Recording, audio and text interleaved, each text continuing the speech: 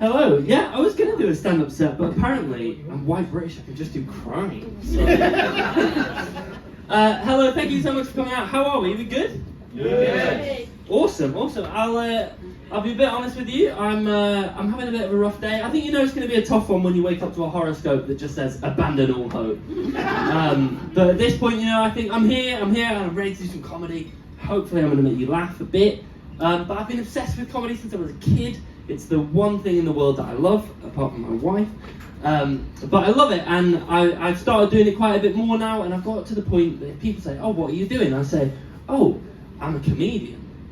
Which is the worst thing that you can do if you're a comedian. There is one question that always follows it, you guys will know, which is, tell us a joke.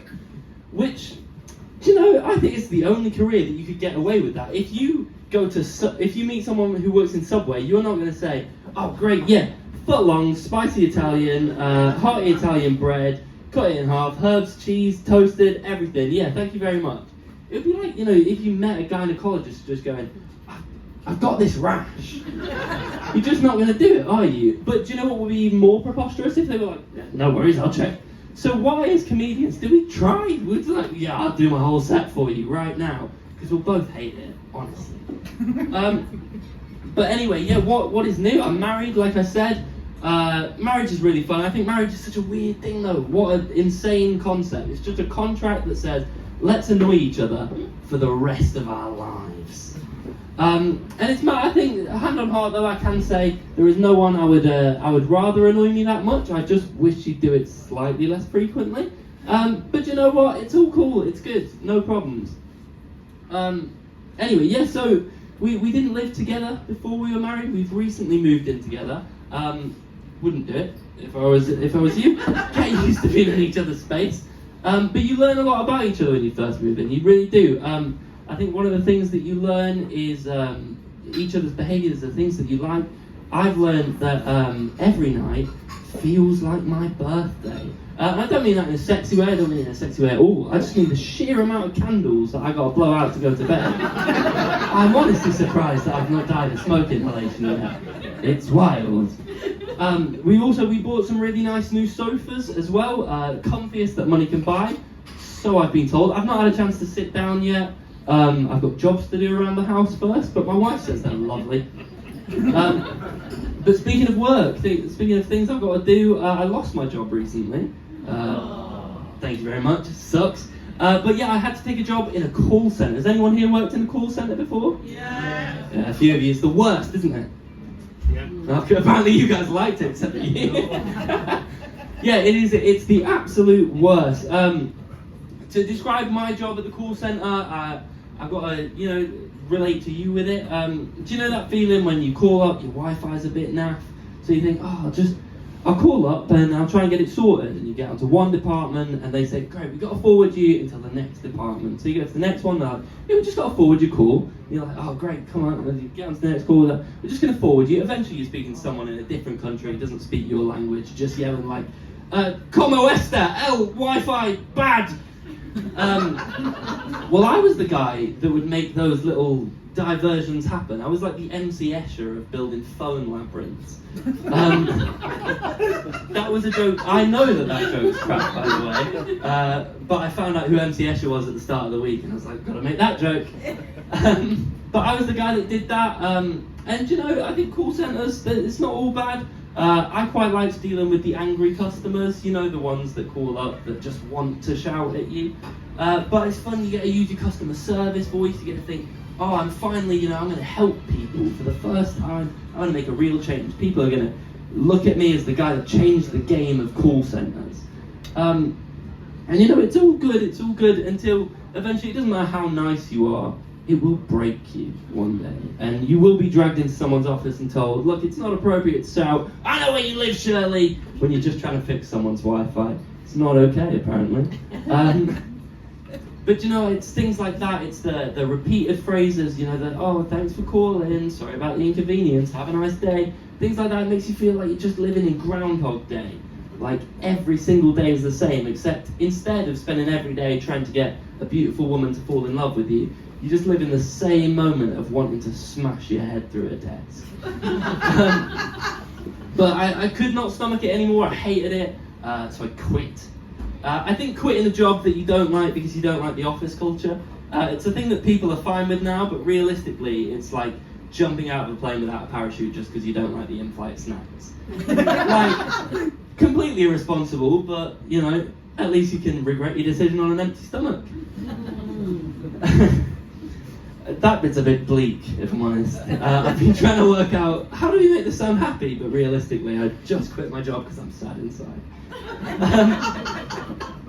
I've been trying to spend a bit more time outside since quitting my job. I've got a lot of free time on my hands. And I was thinking, I've got to get out more. I've got to see what can I do in the world. And I'm not a natural adventurer at all. In fact, to be honest, I go outside and I just get overwhelmed. There's sound, there's trees, everything's green. I get confused. I honestly think it might be the first time that I've properly looked at trees, though. And I've realised that trees are pretty cool, aren't they? No? No one think trees are cool? No, I love trees. I'll tell you what I love about trees. I think they're always dressed perfectly for the occasion. You know, they're just green in the summer, brown in the winter, stark naked in the winter. What more could you want? That joke normally lands if you can get the words out in the right order. But yeah, I love it. I think they're cool. They're majestic as hell.